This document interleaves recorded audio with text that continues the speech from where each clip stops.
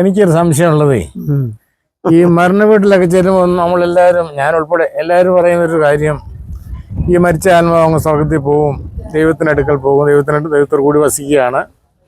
അബ്രഹാമിൻ്റെ മടിയിൽ, ഇസ്ഹാക്കിൻ്റെ മടിയിൽ, യാക്കോബിൻ്റെ മടിയിൽ ദൈവത്തോട് കൂടാണ്, ക്രിസ്തുവിനോട് കൂടെയാണ്. അന്നേരം ഇത് നമ്മുടെ ഒരു സങ്കല്പം എന്ന് പറഞ്ഞാൽ, ഈ സ്വർഗം എന്ന് പറയുന്ന മുകളിലെ ഉയരത്തിലാണെന്നാണ് നമ്മുടെ നല്ല സങ്കല്പം. എൻ്റെ ഒരു സംശയം എന്ന് പറയുന്നത്, യേശു ക്രിസ്തു മരിച്ച് ഉയർത്തെഴുന്നേറ്റ് പാതാളത്തിൽ പോയി മരിച്ചവരുടെ സുവിശേഷം അറിയിച്ചു എന്നൊരു ഭാഗം പറയുന്നുണ്ട്. ദേശത്തിലുണ്ടെങ്കിൽ അറിയാൻ ചരിത്രം പറയുന്നു. 40 ദിവസം പാതാളത്തിൽ പോയി മരിച്ചവരുടെ സുവിശേഷം അറിയിച്ചു. അത് കഴിഞ്ഞിട്ട് പിന്നെയാണല്ലോ 40 ദിവസം കഴിഞ്ഞാൽ ഇവിടുന്ന് സ്വർഗാരോഹണം ചെയ്യുന്നത്. എന്നാൽ ഈ പാതാളത്തിൽ ആരായിരുന്നു പോയത്? ഈ നമ്മളെല്ലാം പ്രസംഗിക്കുന്ന എല്ലാവരും ഇവരെല്ലാം സ്വർഗത്തിൽ യേശു ക്രിസ്തുവിന്റെ കൂടെ പോകുന്നു, യേശുവിൻ്റെ കൂടെ വസിക്കുന്നു, അബ്രഹാമിൻ്റെയും ഇസ്ഹാക്കിൻ്റെയും യാക്കോബിന്റെ മടിയിൽ വസിക്കുന്നുണ്ട്, അതെല്ലാം സ്വർഗത്തിലാണെന്നാ. തന്നെയുമല്ല, ക്രിസ്തുവിനോട് കൂടെ ക്രൂശിച്ചിരുന്ന 2 കള്ളന്മാർ അപ്പുറം ഇപ്പുറം ഉണ്ടായിരുന്നു. അതിൽ വലത്ത് ഭാഗത്തെ കള്ളൻ നമ്മൾ വിശ്വസിക്കുന്നു. വലത്ത് ഭാഗത്തെ കള്ളനോട് പറഞ്ഞു, ഇന്ന് നീ എന്നോട് കൂടി പറുദീസയിലിരിക്കും. പറുദീസ എന്ന് പറയുമ്പോഴും സ്വർഗത്തിലാണ് നമ്മൾ സങ്കല്പിക്കുന്നത്, പാതാളത്തിലല്ലല്ലോ. അത് ഇന്ന് നീ എന്നോടുകൂടി പറുദീസയിൽ, കർത്താവ് ഇന്നങ്ങ് സ്വർഗത്തിൽ പോകും, അല്ലെങ്കിൽ ഞാൻ പറുദീസയിൽ പോകുന്നല്ലേ അതിൻ്റെ അർത്ഥം. അന്നേരം അവിടെയും പാതാളത്തിന്റെ പ്രവേശനം പറയുന്നുണ്ട്. ഈ പാതാളത്തിൽ ആരാ പോകുന്നത്? ആര് പോയിട്ടുണ്ട്? മരിച്ച് നമ്മൾ നേരെ പാതാളത്തിലായിരിക്കും പോകുന്നത്. അതെങ്ങനെ അറിയാൻ നോക്കും? ഒരു പാസ്റ്റർമാർ പറയുന്നില്ല, അച്ഛന്മാർ പറയുന്നില്ല, തിരുമേനിമാർ പറയുന്നില്ല, ആരും പറയുന്നില്ല. പ്രസംഗിക്കുന്നവരെല്ലാം ഏത് ദുഷ്ടം മരിച്ചാലും സ്വർഗത്തിലേക്ക് പോകുന്ന പറയുന്നത്. സ്വർഗത്തിലെ അബ്രഹാമിന്റെ ഇസ്ഹാക്കിന്റെ യാക്കോബിന്റെ മടിയിൽ പോയി വാർക്കുന്ന പറയുന്നു. പിന്നെ ദൈവത്തോടെയായിട്ട് കൊലോസ്യ ലേഖനത്തിൽ പറയുന്നു, ക്രിസ്തുവിനോട് മരിച്ച് ദൈവത്തിൽ മറഞ്ഞിരിക്കുന്നു പറയുന്നുണ്ട്, ദൈവത്തിനോട് ക്രിസ്തുവിനോട് കൂടെ പോകുമെന്ന് പറയുന്നുണ്ട്. അന്നേരം അതെല്ലാം ഈ ഉയരങ്ങളിലേക്ക് പോകുന്നതായിട്ട്, ആത്മാസ്വർഗത്തിലേക്ക് പോകുന്ന, ഉയരങ്ങളിലേക്ക് പോകുന്നൊക്കെയാണ് നമ്മുടെ എല്ലാ സങ്കല്പങ്ങളും വിശ്വാസവും എല്ലാം. അതായത് പിന്നെ ഈ പാതാളത്തിലാണ്, പാതാളത്തിൽ പോയി മരിച്ചവരുടെ സുവിശേഷം അറിയിക്കാനായിട്ട് പോയത്. അവിടെ ആരായിരുന്നു? എന്റെ ഒരു ഡൗട്ട് തിരുമേനിമാരോടൊക്കെ ചോദിച്ചാൽ അറിയാം.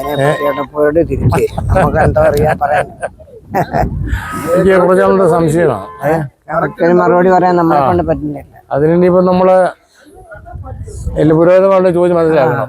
ഞാനും പറയാൻ അച്ഛന്മാരോട് പുരോഹിതന്മാരോട് ചോദിച്ചാൽ അവര് പറയും ഞങ്ങളുടെ അവിടെ പോയിട്ടില്ല,